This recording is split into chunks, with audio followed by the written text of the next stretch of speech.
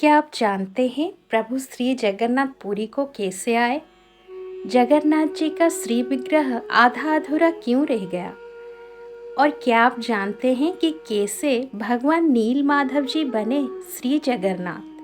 आइए जानते हैं प्रभु श्री जगन्नाथ जी की ये अलौकिक कथा के बारे में। जानते हैं प्रभु श्री जगन्नाथ जी की ये अद्भुत रहस्य के बारे में। मध्य भारत में एक राजा हुआ करते थे जिनका नाम था इंद्रद्युम्न और उनका राज्य का नाम था अवंती। राजा इंद्रद्युम्न भगवान विष्णु के बहुत बड़े भक्त थे और हमेशा भगवान विष्णु की दर्शन के लिए उनका हृदय तड़पता रहता था। कहते हैं ना, जब साधु संत कृपा करते हैं तो भगवान के दर्शन अवश्य मिलता है। तो राजा इंद्रद्युम्न के साथ भी ऐसा ही कुछ हुआ। राजा इंद्रद्युम्न के राज्य में एक ऋषि आए और राजा से कहने लगे कि राजन, उड़ीसा में भगवान विष्णु की भव्य रूप नील माधव जी की कहीं पर पूजा हो रहा है, लेकिन ये पूजा कहाँ पर हो रहा है ये पता तुमको लगाना होगा। तो राजा ये बात सुनकर बहुत खुश हो जाते हैं और भगवान नील माधव जी की पता लगाने के लिए वो अपने मंत्रियों को बुलाते हैं और उन्हें आदेश देते हैं कि उनके राज्य में जो सबसे ज़्यादा बुद्धिमान और सबसे ज़्यादा योग्य गुप्तचर हैं उनको उड़ीसा के चारों दिशाओं में भेज दिया जाए ताकि भगवान नील माधव जी का पता लगाया जा सके। तो मंत्री भी राजा की बात सुनकर ऐसा ही करते हैं। जो उनके राज्य में सबसे ज़्यादा योग्य और बुद्धिमान गुप्तचर थे वो मंत्री उड़ीसा के चारों दिशाओं में अपने गुप्तचरों को भेजते हैं। उड़ीसा के पूर्व प्रांत में जो अवंती राज्य का जो सबसे बड़े पुजारी थे उनके छोटे भाई विद्यापति को भेजा गया। तो विद्यापति उड़ीसा के पूर्व प्रांत में निकल पड़े भगवान श्री नील माधव जी की खोज में। पूर्व दिशा में जाते जाते विद्यापति पहुंच गए एक घना जंगल में और वहां देखते हैं कि एक सुंदर सी कन्या अपनी सहेलियों के साथ खेल रही है। जब विद्यापति ये देखे तो उनको बड़ा ही आश्चर्य हुआ कि इतने घना जंगल में ये कन्या कौन है। तो विद्यापति उस कन्या से जाके पूछने लगे कि तुम इस जंगल में क्या कर रहे हो और तुम कौन हो। तो वो कन्या विद्यापति से कहने लगती है कि मैं इस जंगल की मुखिया विश्वावसु की पुत्री ललिता हूँ। और विद्यापति ललिता से बहुत सारी बातें पूछते हैं और बातों बातों में विद्यापति को ललिता से प्रेम हो जाता है और विद्यापति वहीं जंगल में कुछ दिन रहने लगते हैं। कुछ दिन रहने के बाद विद्यापति और ललिता की प्रेम विवाह हो जाती है। विवाह के पश्चात विद्यापति जंगल में रहने लगते हैं। जंगल के जो लोग हैं वो धीरे धीरे विद्यापति पर भरोसा करने लगते हैं। एक दिन विद्यापति देखते हैं कि सुबह होने से पहले ललिता के पिता जो विश्वावसु हैं वो एक टोकरी में फल फूल और कुछ पूजा सामग्री लिए कहीं जा रहे हैं। तो विद्यापति ये देखकर बहुत आश्चर्य हो गए और सोचने लगे कि इतनी रात को ये किसकी पूजा के लिए जा रहे हैं। तो विद्यापति ये बात जाकर ललिता से पूछते हैं कि ललिता, तुम्हारे पिता इतने रात को किसकी पूजा के लिए जा रहे हैं। तो ललिता उनको कुछ नहीं बोलती है और बोलती है कि मेरे पिताजी की ये आज्ञा नहीं है कि मैं इस बात को किसी को भी बताऊं। तो विद्यापति बहुत समझाते हैं ललिता को और बहुत समझाने के बाद ललिता विद्यापति से कहती है कि उसके पिता विश्वावसु रोज भगवान श्री नील माधव जी की पूजा के लिए जाते हैं। जब विद्यापति ये बात सुनते हैं तो उनको बहुत खुशी होता है और वो बहुत आनंद हो जाते हैं। और जब विश्वावसु भगवान श्री नील माधव जी की पूजा करके लौट हैं तो विद्यापति उनसे जाकर मिलते हैं और कहते हैं कि मैं भगवान नील माधव जी का बहुत बड़ा भक्त हूँ और मैं उनका दर्शन करना चाहता हूँ। लेकिन विश्वावसु विद्यापति से मना कर देते हैं और विद्यापति बहुत समझाने के बाद विश्वावसु फिर राजी हो जाते हैं और विद्यापति से कहते हैं ठीक है, कल सुबह मैं आपको भगवान नील माधव जी की गुफा में लेके जाऊंगा। जिस गुफा में भगवान नील माधव जी की पूजा हो रहा है वहाँ पर मैं आपको कल लेके जाऊंगा। लेकिन मेरा एक शर्त ये है कि आप जब दर्शन के लिए जाएंगे तो आपकी आंखों में पट्टी रहेगी। वहाँ पर आप दर्शन करके जब लौटेंगे तब भी आपकी आंखों में पट्टी रहेगी। और आप ये बात किसी को मत बताना कि भगवान नील माधव जी की पूजा यहाँ पर हो रहा है। तो विद्यापति उनकी शर्त से राजी हो गए और विश्वावसु और विद्यापति दोनों निकल पड़े सुबह भगवान श्री नील माधव जी के दर्शन के लिए। विश्वावसु विद्यापति की आंखों में पट्टी बांधकर उन्हें ले जाते हैं और भगवान नील माधव जी की गुफा में उनकी आंखों से पट्टी खोल देते हैं और विद्यापति भगवान श्री नील माधव जी के दर्शन करते हैं और उनके कृपा लाभ करके फिर आते वक्त उनकी आंखों में पट्टी विश्वावसु बांध देते हैं और दोनों घर लौट आते हैं। ऐसा ही कुछ दिन चलता रहता है।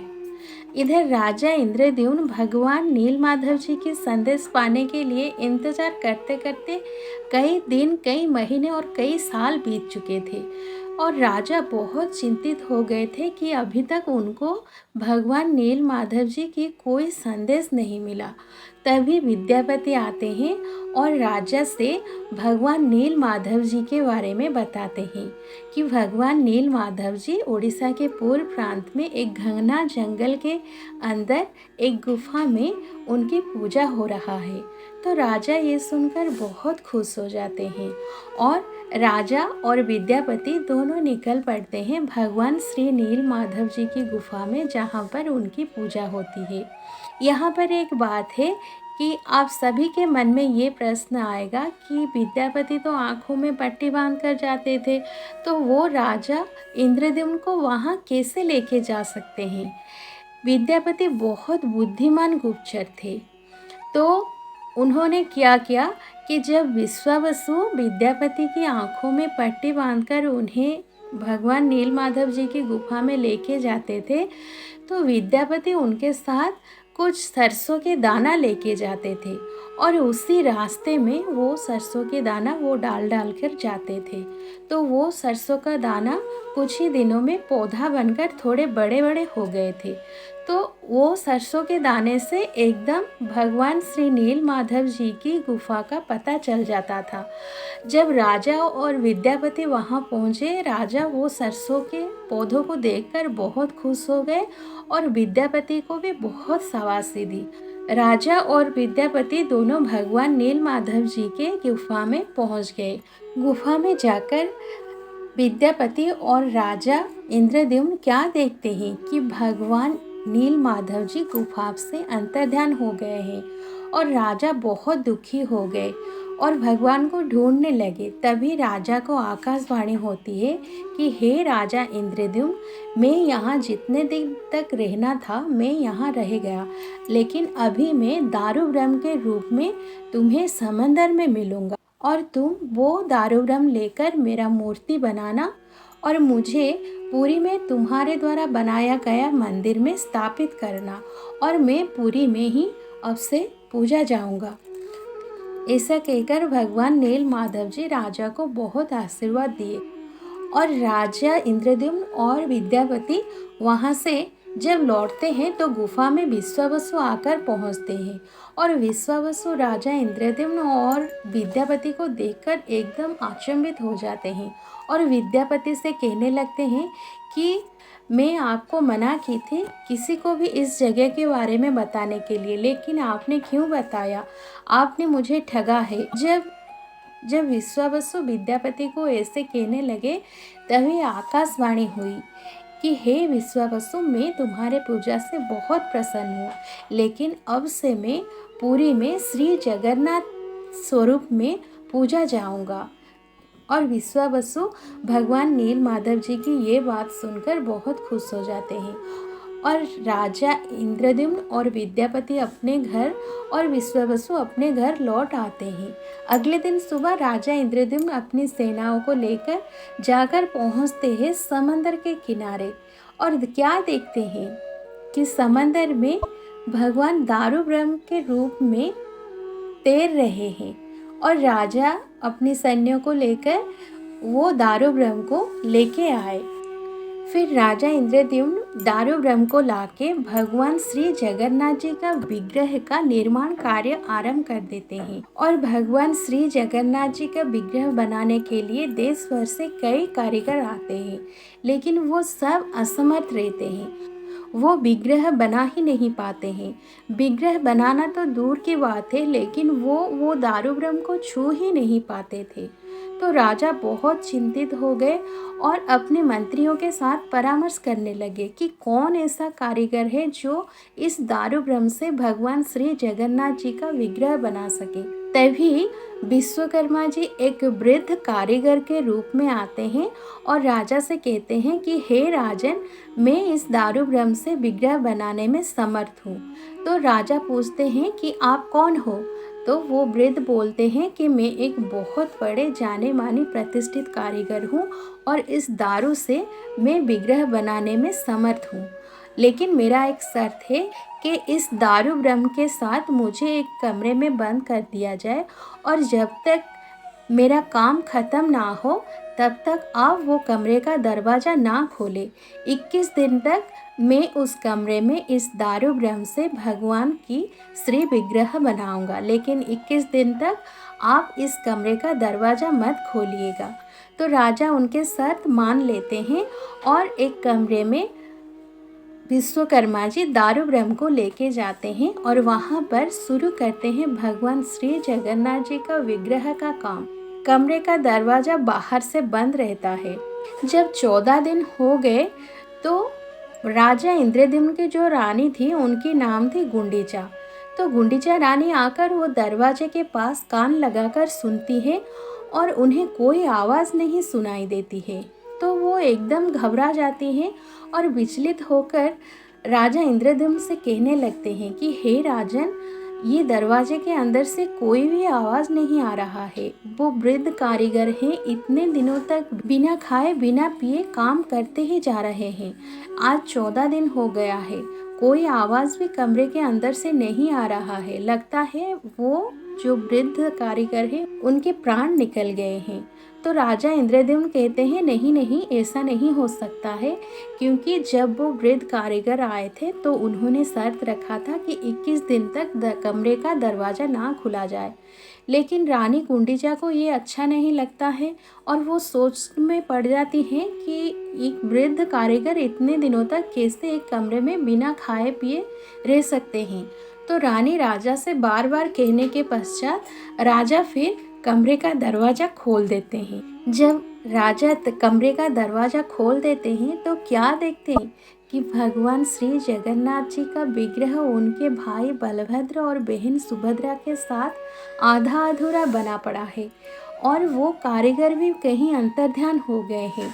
तो राजा वहीं पर भगवान से क्षमा मांगते हैं। राजा ये सोच कर परेशान हो गए कि मैं वो कारीगर की शर्त नहीं रख पाया, इसीलिए भगवान की श्री विग्रह आधा अधूरा बना रह गया। और राजा वहीं पर भगवान को क्षमा मांगकर फूट फूट कर रोने लगते हैं।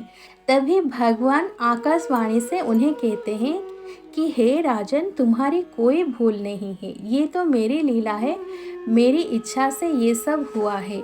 तुमने जो किया ठीक किया और मैं इसी रूप में यही स्थान पर पूजा जाऊंगा और अनगिनत भक्तजन आकर मेरे दर्शन करेंगे और आनंद प्राप्त करेंगे।